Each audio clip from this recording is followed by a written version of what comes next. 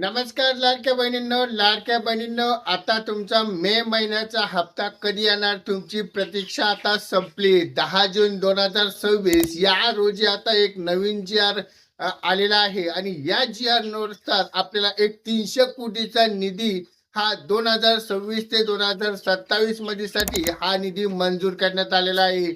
यातील हा निधी मे महिन्यासाठी हा 344 कोटी हा निधी आता मे महिन्याचा हप्त्यासाठी वितरित केला जाणार आहे.